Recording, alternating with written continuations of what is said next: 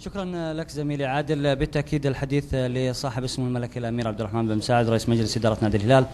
سمو الأمير هارد لك. لن أقول شيء، أنت ماذا تريد أن تقول؟ يعني الحمد لله رب العالمين، قدر الله وما شاء فعل. ما أراد رب العالمين أن احنا نسعد هالجمهور اللي أنا أعتذر له فردا على أن احنا ما قدرنا أن نكون على مستوى حضوره وعلى مستوى دعمه.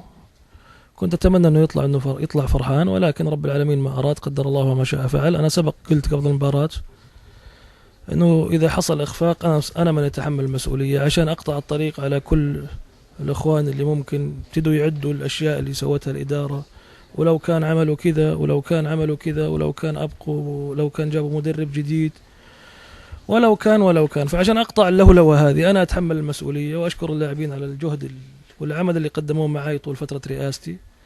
وأدعو أعضاء مجلس الشرف، سيكون إن شاء الله في اجتماع قريب لاختيار رئيس جديد، سنتولى المهمة. يعني طبعا حنجيب مدرب جديد للهلال، ونشوف في الاجتماع من اللي حي رأس النادي ونسلم الأمور إن شاء الله. باخذ الكلام ده سمو الأمير بالتفصيل. أولا أنت تقول أنا أتحمل، تتحمل من مبدأ أنك تحب الهلال أم تتحمل بأنك فعلا وقعت في خطأ؟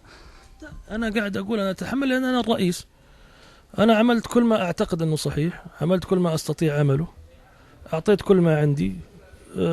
النتائج ما جاءت كما أريد ويريد جماهير الهلال. هي ليست مسألة بطولة. أنا حتى الدافع عندي أصبح ما هو دافع كبير، أني أنا ما عاد عندي نفس الدافع أن أنا أقدم شيء، لأنه مثل ما قلت لك إحنا اتخذنا قرارات وربطناها بالنتائج، والجماهير يعني ما يمكن ما يرضيها إلا النتائج. يعني أنا محزنني كثير الجمهور اللي خرج اليوم، فأقل شيء الواحد يسويه علشان يحترم حزن الجماهير هذا إنه يقدم استقالته.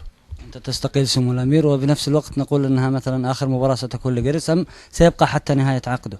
طبعا احنا ما أقول أنا يعني ندعو أعضاء الشرف وندعو رئيس مجلس إدارة، مو معناها أن أنا بترك النادي بكرة. لن نترك النادي إلى ما يصير في رئيس جديد، ولين ما الأمور تصبح يعني واضحة. يعني سنسلم النادي اللي بعدنا إن شاء الله بأحسن صورة نستطيع أن نسلم إياها فيه. جريس إذن يقفل موضوع أنه تتحدى رايح المغرب يوم 15 أصلا، وإحنا أساسا كنا ندرك هذا قبل، يعني كنا نعرف أنه فرص بقائه ليست كبيرة بعد 15، ولكن ما كنا نقدر نقول هذا بصراحة قبل البطولة عشان نعطي اللاعبين انطباع أنه هو باقي.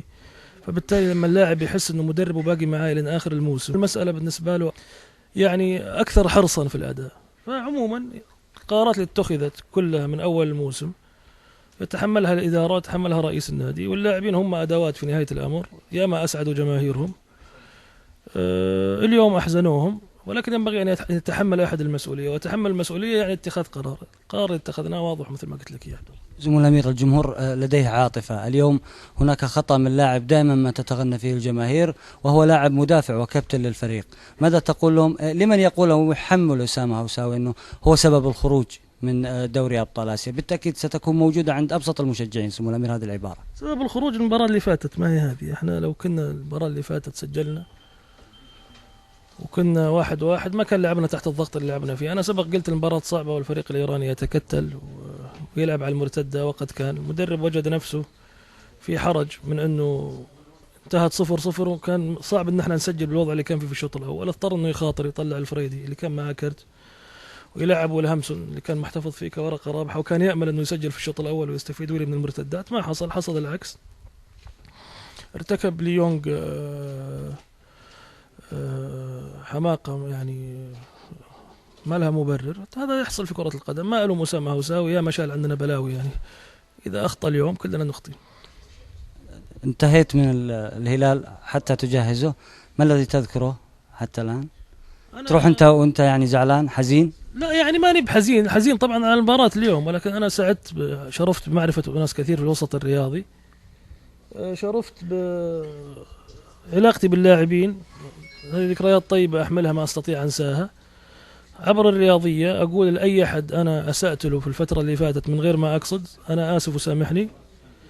أي أحد أساء لي أنا مسامحه، وأتمنى التوفيق للجميع إن شاء الله. آخر شيء سمو الأمير، يوم الأحد حترجع محلي ومباراة مهمة يمكن فيه ديربي، يعني حيكون لها تأثير هذه المباراة؟ ربما، ولكن إن شاء الله سنحاول قدر الإمكان بما أن احنا لسه في مجال العمل نفسه ان احنا نعمل ما بوسعنا لان احنا نخلي الفريق في احسن صوره. هل نضغط على اللعيبه وناخذ منهم تصاريح اليوم؟ والله اعتقد حالتهم لانه ما في احد راضي يصرح، مش كذا يا عادل؟ فبالتالي كان لابد احد يطلع يتكلم، يعني قلت انا اكفي اللاعبين مؤونه الحديث بعد الخساره. شكرا لك سمو الامير، شكرا لتواجدك.